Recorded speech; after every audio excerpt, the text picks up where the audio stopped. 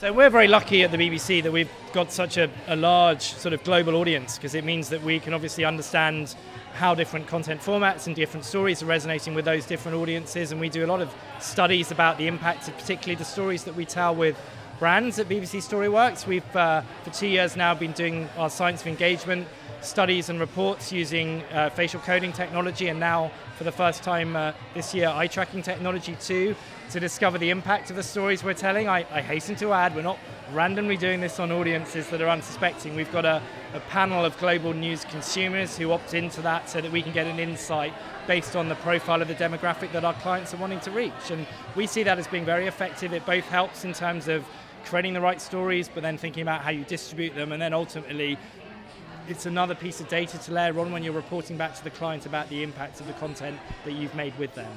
So the NewFronts today, we're a news brand, but we're a lot more than that. We've got some great music going on in the background during this interview, which is obviously celebrating the launch of BBC Music in the US as well. But we have the opportunity to surface our branded content right alongside our editorial. So obviously on BBC World News, that runs in commercial airtime adjacent to our programming. But on the website too, we promote it alongside our news content and our feature content, but in a brand safe way. So we've been talking today about how you make sure that you're delivering that valuable audience to your clients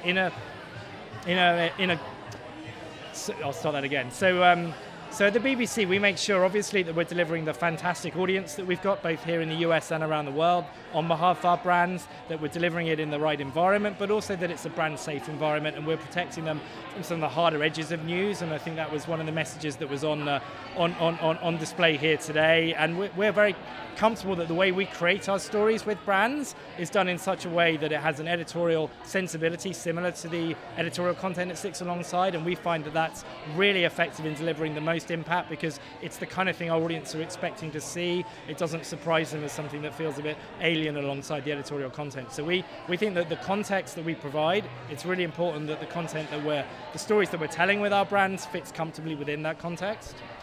We're integrating new technologies. Actually, I think we've just done it in the last month that protects brands from being against the hardest of hard news stories.